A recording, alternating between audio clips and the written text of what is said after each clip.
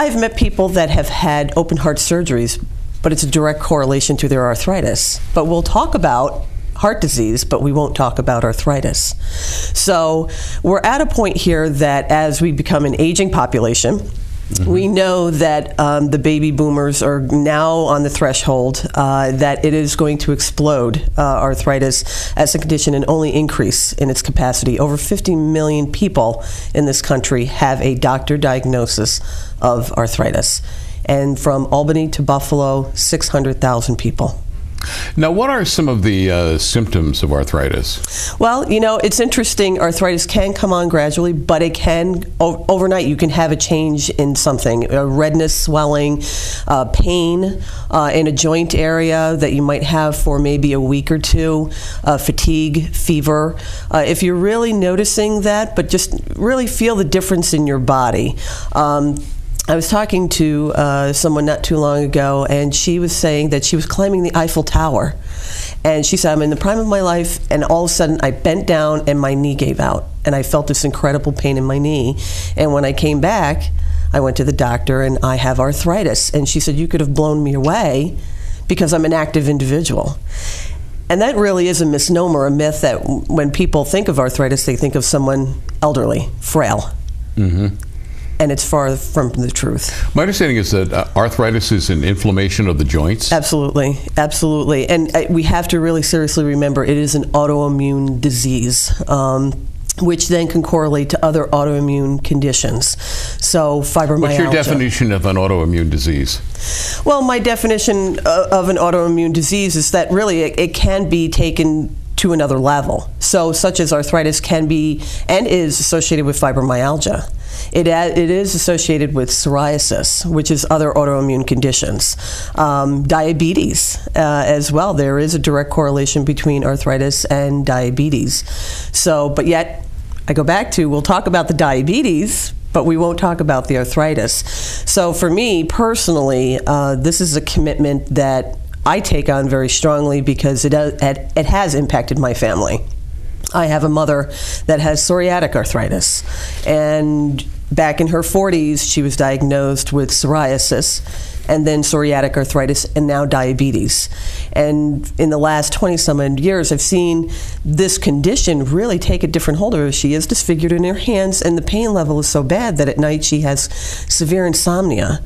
So the level of depression that can occur with people as you really go on and that your arthritis takes hold of your body, it does make you a changed person.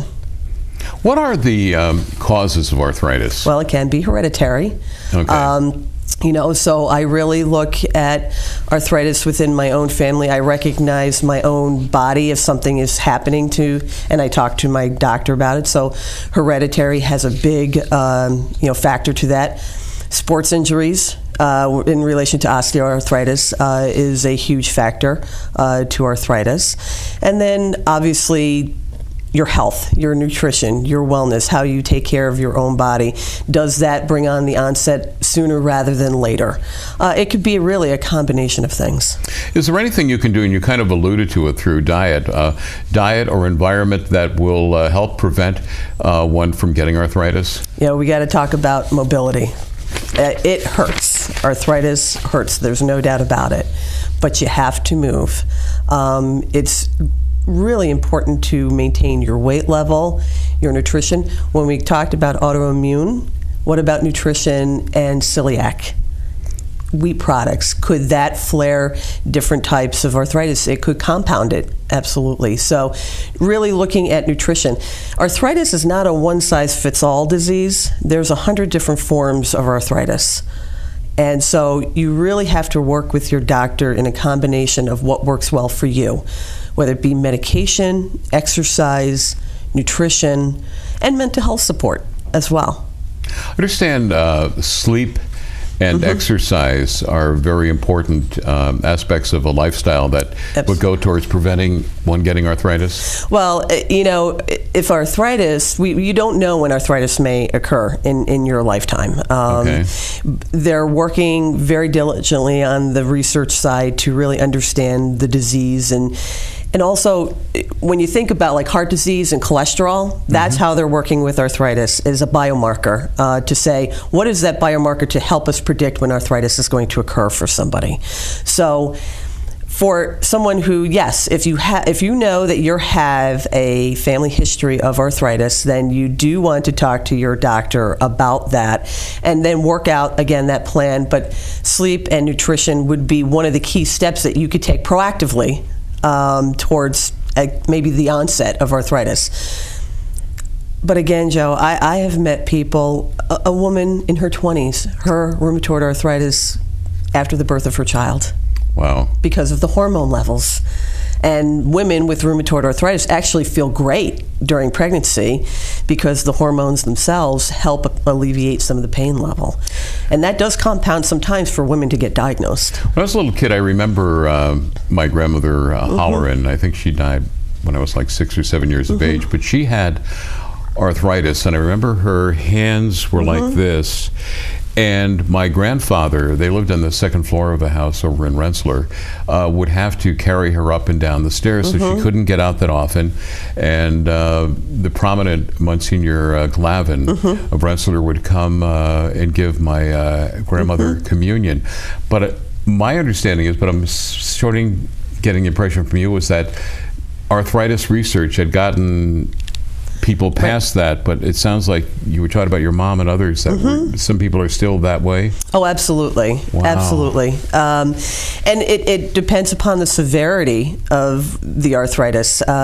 You know, and really, which touches a lot of people's hearts, you never want to think of a child that suffers. And yes, there are children with juvenile arthritis throughout upstate New York. There's about 5,000 children diagnosed with juvenile arthritis. But when you talk about somebody as an adult now that was diagnosed 40 years ago with juvenile arthritis, and you see them today, we have a very close supporter of the organization.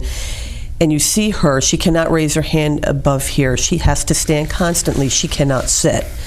That has stunted her growth. And that's what the arthritis on the onset of 2 years old has done to her body. But now a child at 2 today, because of the research of the Arthritis Foundation, has a much different outlook. Is it still going to be a struggle? Absolutely. But it's a much different outlook. What are the medications for arthritis that one takes now? It's a combination of things. You know, you see a lot of the commercials today talking about the different pharmaceutical companies, but you have to talk to your doctor on what works best for you. Now, there are different biologics out there. There is not a biologic that is made for a child. They take an adult dosage of a biologic, which actually increases their probability of lymphoma because it is an adult dose and it's taken into a child's body. So there's still a lot of work that has to be done to, you know, alleviate. We're not talking about just alleviating the pain, and I think that's the best that we can do right now is alleviate the pain. But ultimately, we have to find that cure. Arthritis being a chronic illness, obviously, whether it be a child or an adult, has a tremendous financial impact on a family. Has the new health plan, which we don't know whether it's been approved or not approved because it's in the courts, is that going to make any difference on financial support for families who have someone with a chronic illness like arthritis or other diseases? Well, time will tell when we see the final product. We have to see the final product of how that comes out. But we do today, I could tell you as of today, the snapshot of what we hear from individuals and families that have a loved one or a child that is dealing with arthritis and what they pay out of pocket. For a child in the greater Capital District area, across the nation, there's a shortage of pediatric rheumatologists. Within the Capital District, there is no pediatric rheumatologist. So families have to go to Boston or New York City to get the care for their children. What does a pediatric rheumatologist do? Well, the pediatric rheumatologist really is specialized in how to deal with a child with arthritis. And it's understanding the disease from the beginning to the end and how to prevent the progression, you know, of that disease.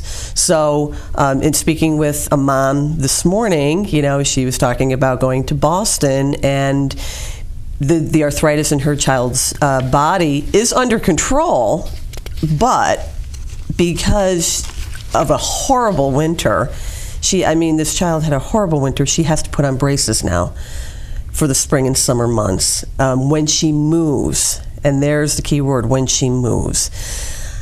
I just can't imagine. Here's this child looking forward to a pain-free summer, now has to be wearing braces. When you say horrible winter, are you saying because it was so cold or the difficulty navigating the snow? Well, this child also was diagnosed with fibromyalgia.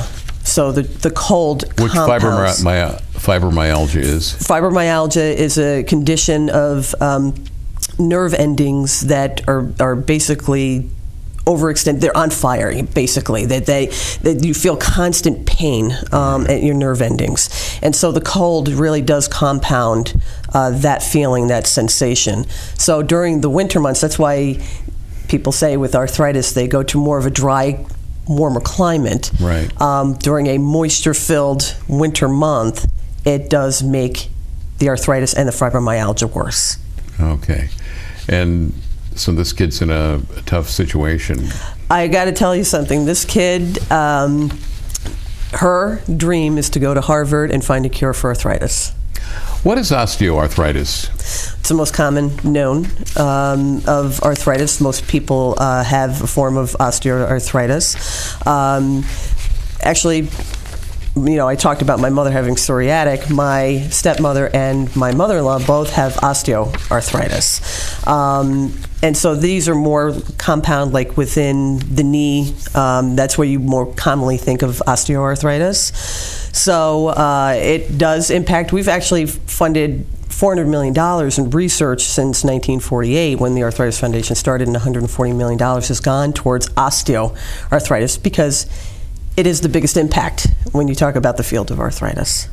Now, you were talking about climate and how arthritis is a big ailment or disease in the United States of America. I understand it's a very common illness in Ireland. Yes. What? And don't you and I have the map of Ireland on our faces? Faith of Begora. Why is that? Is that because of climate, or they didn't say England. They said Ireland. Yeah, I don't doubt that Ireland has a very, very high population of arthritis, and particularly due to the climate. I came from a very large Irish family. Really? Very large. You couldn't tell, could you? No, it's amazing. Just like any good Irish family, they kept a lot of that hidden. Ironically, when my mother was diagnosed with psoriasis, she told the doctor there was no family history of psoriasis, only to go back and find out her aunt, her sister, her mother, all had a form of psoriasis, but never informed it. And so her psoriasis then led to the psoriatic arthritis that she's dealing with today. So I'm not surprised that that studies are showing a high population coming from Ireland. Now, the Arthritis Foundation, for our viewers in Buffalo, Syracuse, and Albany, how can people take advantage of your services? What are the services that you offer to people? Well, we say right there internally, be part of the solution, be part of the cure, and be part of the team. So you can reach out to our upstate chapter that's located in Rochester, and they serve the Syracuse and Buffalo area, the 34 counties surrounding that. We serve the greater Capital District area of 14 counties. So we ask that you consider volunteering. We have programs such as a self-help program, exercise, Tai Chi. Going back to what we talked about in the beginning, what is the key thing that we can do? It's mobility. And it's all about self-management. So we have support groups all throughout upstate New York that people can find out about, the self-help, the exercise. They're placed everywhere. And just a simple phone call to the chapter, you can find out. And then also we have local seminars, we have local educational programs. This could be a way for people to educate themselves about whether it be arthritis in a general sense or very specific. It might be about rheumatoid arthritis, osteoarthritis. But you can, again, call your local chapter.